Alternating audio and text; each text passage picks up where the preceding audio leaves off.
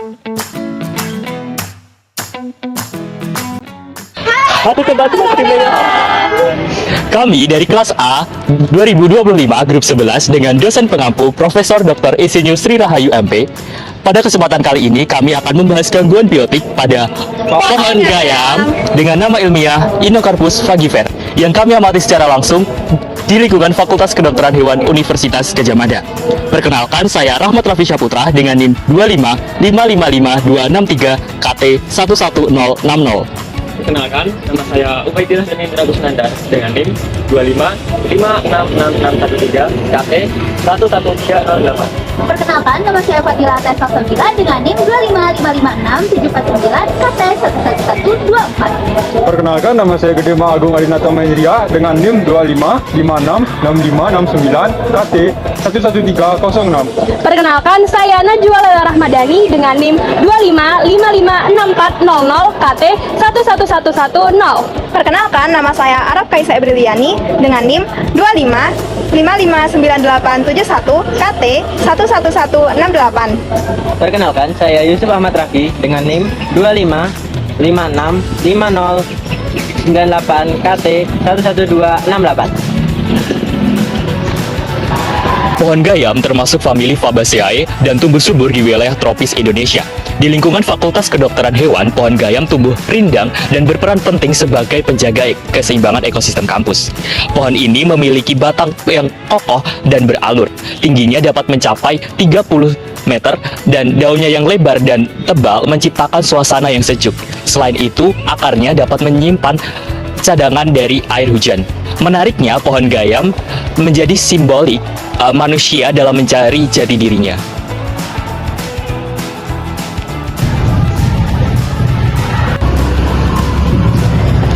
Gangguan biotik pada tanaman adalah kerusakan yang disebabkan oleh organisme hidup maupun makhluk hidup seperti hama, patogen, gulma.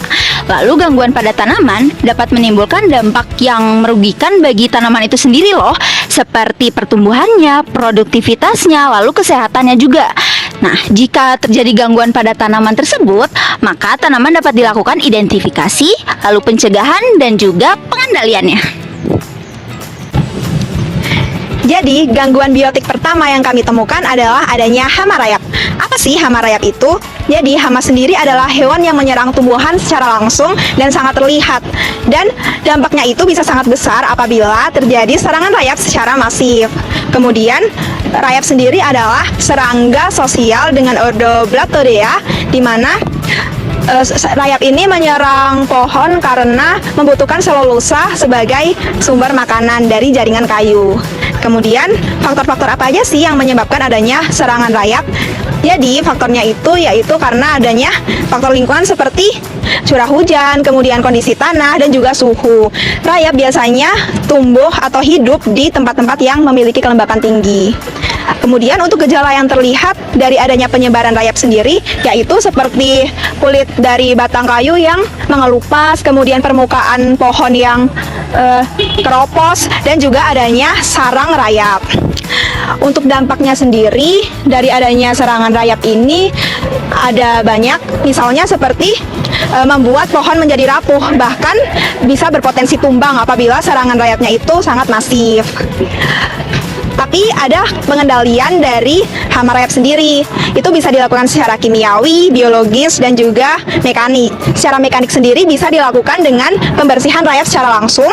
Kalau untuk biologisnya itu bisa dilakukan dengan menggunakan musuh alami rayap seperti semut dan lain sebagainya. Kemudian untuk kimiawi bisa dilakukan dengan penyemprotan insektisida terbatas. Selanjutnya adalah Gulma Pyrosia lanceolata. Gulma adalah tumbuhan yang tumbuh di tempat yang tidak diinginkan dan kehadirannya mengganggu pertumbuhan tanaman karena sifatnya yang sangat kompetitif dan dapat menurunkan produktivitas tanaman dengan bersaing untuk mendapatkan air, unsur hara, cahaya matahari, serta dapat menjadi sarang hama dan penyakit. Gulma Pyrosia lanceolata yaitu tumbuhan epifit yang tumbuh di batang pohon gayam. Jika pertumbuhannya berlebihan, ia bisa menghambat penyerapan cahaya dan menjadi tempat persembunyian bagi hama. Tanda-tandanya terlihat dari adanya kumpulan Pyrosia lanceolata yang menempel pada batang di beberapa titik.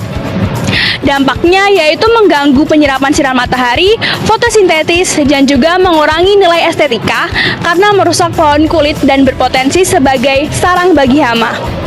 Pengendaliannya dapat dilakukan secara mekanik, yaitu melalui pemangkasan dan serta kimiawi dengan penyemprotan herbisida dengan hati-hati agar tidak merusak pohon gayam.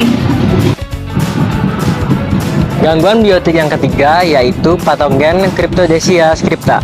Patogen merupakan agen biologis yang menyebabkan penyakit pada inangnya. Patogen bisa disebut juga sebagai mikroorganisme parasit.